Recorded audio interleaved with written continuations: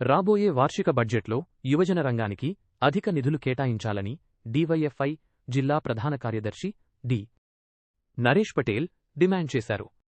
కరీంనగర్లో నిర్వహించిన కార్యకర్తల సమావేశంలో ఆయన మాట్లాడుతూ, ఎన్నికల హామీ మేరకు నిరుద్యోగులకు రూ. 4,000 భృతి చెల్లించాలని రూ. 1,000 కోట్లతో యూత్ కార్పొరేషన్ ఏర్పాటు చేయాలని కోరారు. రాజీవ్ యువ వికాస్ పథకం కింద దరఖాస్తు చేసుకున్న 16 లక్షల మందికి వెంటనే రుణాలు మంజూరు చేయాలన్నారు. జాబ్ క్యాలెండర్ అమలు చేయకపోవడంపై మండిపడ్డారు. నిధులు కేటాయించని ఎడల రాష్ట్రవ్యాప్త ఆందోళనలు చేపడతామని హెచ్చరించారు. డిమాండ్ చేస్తా ఉన్నది. ఈ రోజు కాంగ్రెస్ ప్రభుత్వం అధికారంలోకి రాకముందు ఈ రోజు యువతకు 2 లక్షల ఉద్యోగాలు కల్పిస్తామని హామీ ఇచ్చి నేటి వరకు ఉద్యోగాలు కల్పించడంలో పూర్తిగా విఫలమైందని చెప్పేసి కూడా ఈ రోజు డివైఎఫ్ఐ ప్రశ్నిస్తా ఉన్నది. ఈ సమావేశాల్లో ఉద్యోగాలపై ప్రస్తావన ఉండాలి.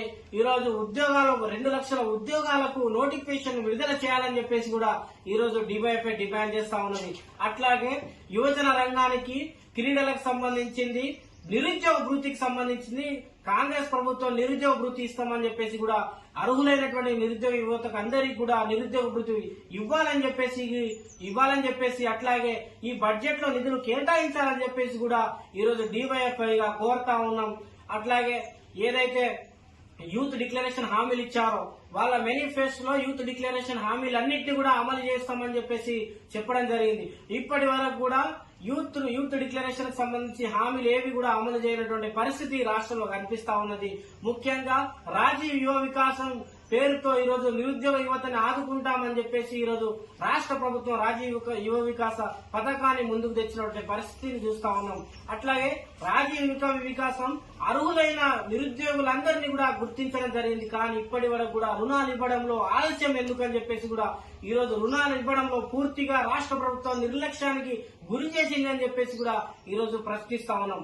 రాజీవ్ యువ వికాసానికి అర్హులైన నిరుద్యోగ యువతలందరికీ కూడా ఈరోజు సివిల్ స్కోర్ తో సంబంధం లేకుండా నిరుద్యోగ యువతకు రుణాలు ఇవ్వాలని చెప్పేసి కూడా ఈరోజు డివైఎఫ్ఐ డిమాండ్ చేస్తా ఉన్నది.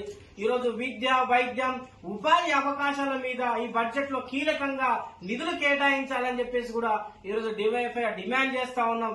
రాష్ట్ర ప్రభుత్వం ఈ రోజు కాలేజీలలో పెండింగ్ లో ఉన్నటువంటి స్కాలర్షిప్ ఫీజు రియంబర్స్మెంట్లు విడుదల కాక ఈరోజు విద్యార్థులు అనేక ఇబ్బందులు పడుతున్నటువంటి పరిస్థితి ఉన్నది. కాబట్టి ఫీజు రియంబర్స్మెంట్, స్కాలర్స్ పెండింగ్ లో ఉన్నటువంటి అన్ని కూడా ఈరోజు వాటి మీద నిధులు కేటాయించాలని చెప్పేసి కూడా ఈ బడ్జెట్ లో నిధులు కేటాయించాలని చెప్పేసి కూడా ఈరోజు డివైఎఫ్ఐ కోరుతా ఉన్నాం.